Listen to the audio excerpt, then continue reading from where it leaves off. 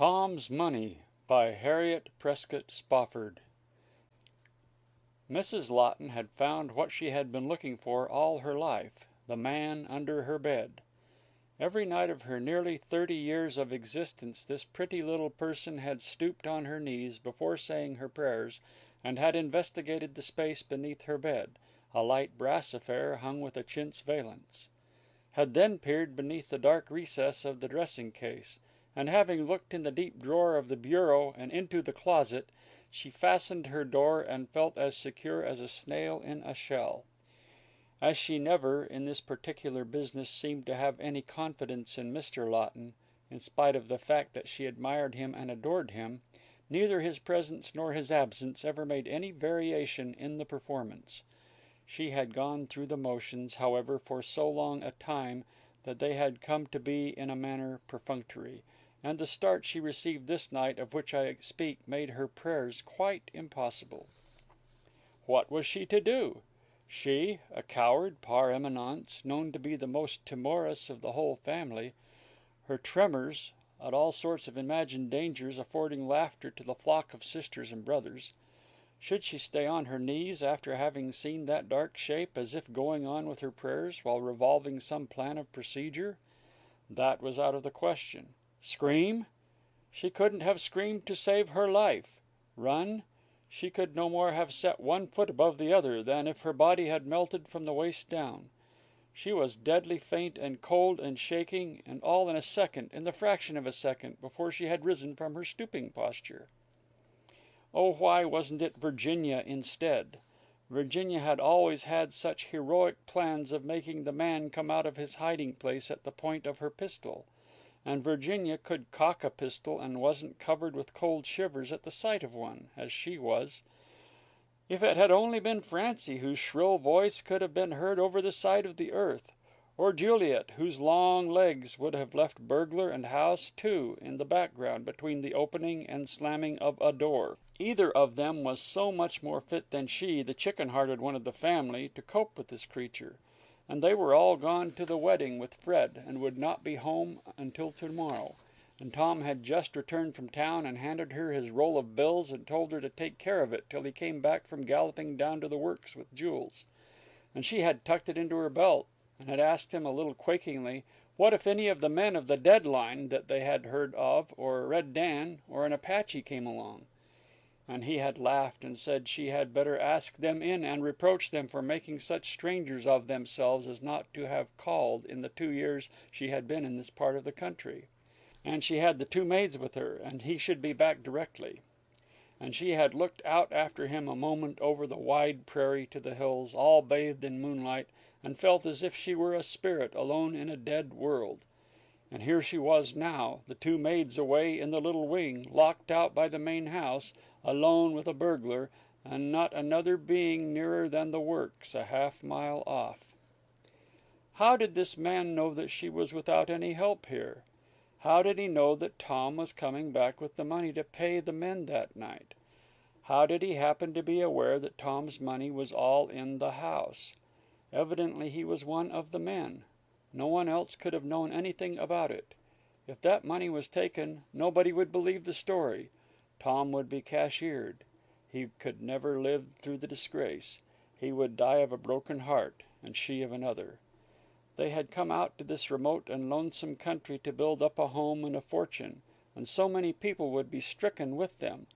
What a mischance for her to be left with the whole thing in her hands, her little, weak, trembling hands.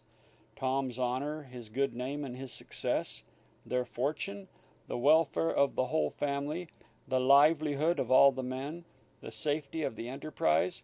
What made Tom risk things so? How could he put her in such jeopardy? To be sure, he thought the dogs would be safeguard enough, but they had gone scouring after him. And if they hadn't, how could dogs help her with a man under the bed? It was worse than any loss of money to have such a wretch as this so near one, so shudderingly, so awfully near, to be so close as this to the bottomless pit itself. What was she to do? Escape? The possibility did not cross her mind. Not once did she think of letting Tom's money go. All but annihilated by terror in the heartbeat, she herself was the last thing she thought of. Light and electricity are swift, but thought is swifter. As I said, this was all in the fraction of a second. Then Mrs. Lawton was on her feet again, and before a pendulum could have more than swung backward, the man must know she saw him. She took the light brass bedstead and sent it rolling away from her with all her might and main, leaving the creature uncovered. He lay easily on one side, a stout little club like a policeman's billy in his hand, some weapons gleaming in his belt, putting up the other hand to grasp the bedstead as it rolled away. "You look pretty, don't you?" said she. Perhaps this was as much of a shock to the man as his appearance had been to her. He was not acquainted with the saying that it is only the unexpected that happens. "Get up," said she. "I'll be a man if I was a man. Get up. I'm not going to hurt you." If the intruder had any sense of humor, this might have touched it. The idea of this little fairy queen of a woman, almost small enough to have stepped out of a rain lily, hurting him. But it was so different from what she had been awaiting that it startled him. And then, perhaps he had some of the superstition that usually haunts the evil and ignorant, and felt that such small women were uncanny. He was on his feet now, towering over her. "No," he said gruffly, "I don't suppose you're going to hurt me. And I'm not going to hurt you if you hand over the money." "What money?" opening her eyes with a wide sort of astonishment. "Come, none of your lip. I want that money." "Why, I haven't any money. Oh, yes, I have, to be sure, but—" "I thought you'd remember it," said the man with a grin. "But I want it!" she exclaimed. "I want it too," said he. "Oh, it wouldn't do you any good," she reasoned. $15, and it's all the money I've got in the world." "I don't want no $15, said the man. "And I don't want none of your chinning. I want the money your husband's going to pay off with." "Oh, Tom's money!" in quite a tone of relief. "Oh, I haven't anything to do with Tom's money. If you can get any money out of Tom, it's more than I can do. And I wouldn't advise you to try, either, for he always carries a pistol in the same pocket with it, and he's covered all over with knives and derringers and bulldogs, so that sometimes I don't like to go near him until he's unloaded. You have to in this country of desperadoes, you see." "Yes, I see, you little hen-sparrer," his eyes coming back to her from a survey of the room, "that you've got Tom's money in the house somewhere, and would like to throw me off the scent." "If I had," she said, "you'd only get it across my dead body. Hadn't you better look for it, and have me tell you when you're hot and when you're cold?" "Come," he said again, "I've had enough of your slack." "You're not very polite," she said, with something like a pout. "People in my line aren't," he answered grimly. "I want that money, and I want it now. I've no time to lose. I'd rather come by it peaceable," he growled. "But if—" "Well, if you can take it, of course you're the stronger, but I told you before it's all I have, and I've very particular use for it. You just sit down," she cried, indicating a chair, with the air of having really been alone so long in these desolate regions as to be glad of having someone to talk to, and throwing herself into the big one opposite, because, in truth, she could not stand up another moment. And perhaps feeling as if a wren were expostulating with him about robbing her nest, the man dropped the angry arm with which he had threatened her, and leaned over the back of the chair. "There it is," she said, "right under your hand all the time. You won't have to rip up the mattress for it, or rummage the clothes press, or hunt through the broken crockery on the top shelves of the kitchen cupboard," she ran on, as if she were delighted to hear the sound of her own voice and couldn't talk fast enough. "I always leave my purse on the dressing case, though Tom has told me time and time again it wasn't safe. But out here—" "Stop!" thundered the man. "If you know enough to stop, stop, or I'll cut your cursed tongue out and make you stop. And then I suppose you'd gurgle. That's not what I want, though I'll take it. I've told you time and again that I want the paymaster's money. That isn't right under my hand, and where is it? I'll put daylight through that little false heart of yours if you don't give it to me without 5 more words." "And I've told you just as often that I've nothing to do with the paymaster's money, and I wish you would put daylight anywhere, for then my husband would come home and make an end of you." And with the great limpid tears overflowing her blue eyes, Rose Lawton knew that the face she turned up at him was enough to melt the sternest heart going.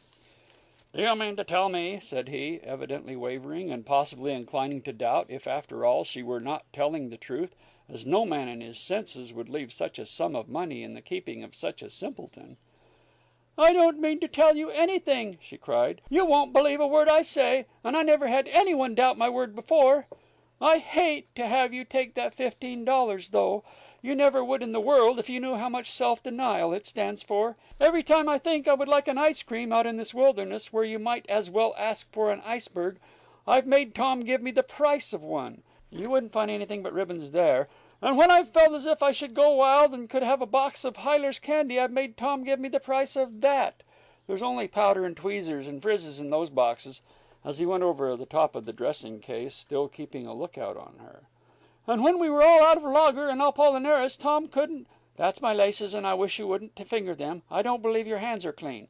And Tom couldn't get anything to drink. I made him put the price of a drink, and lots of 10-cent pieces came that way, but I don't imagine you care to hear about all that. What makes you look at me so?"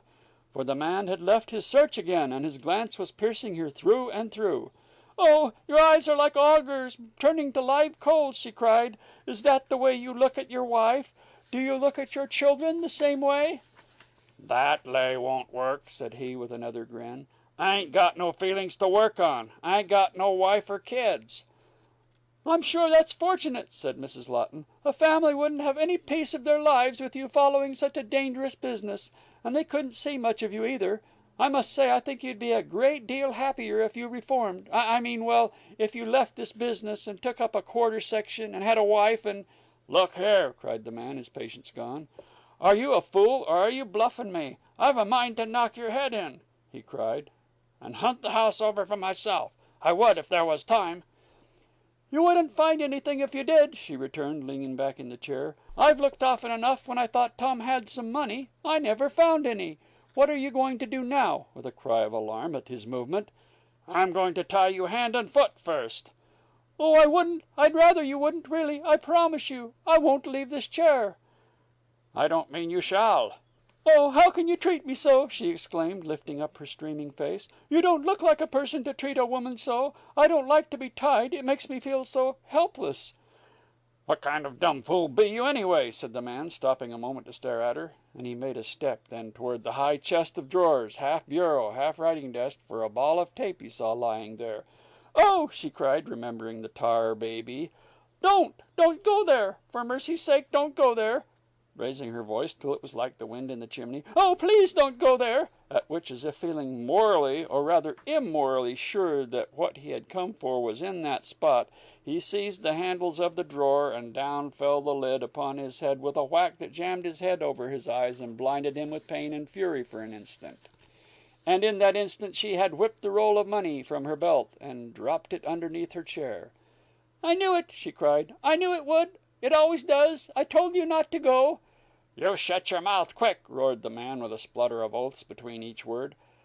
"That's right," she said, leaning over the arm of the chair, her face like a pitying saint's. "Don't mind me. I always tell Tom to swear when he jams his thumb.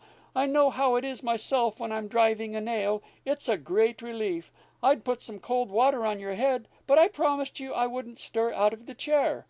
The man went and sat down in the chair on whose back he had been leaning. "I swear I don't know what to make of you," said he, rubbing his head ruefully. "You can make friends with me," said she.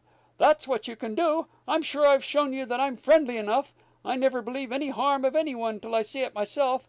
I don't blame you for wanting the money. I'm always in want of money. I've told you you might take mine, though I don't want you to. But I shouldn't give you Tom's money even if I knew where it was. Tom would kill me if I did, and I might as well be killed by you as by Tom, and better.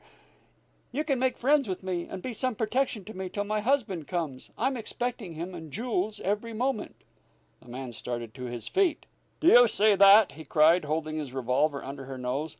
"Look right into that gun. We'll have no more fooling. It'll be your last look if you don't tell me where that money is before I count 3.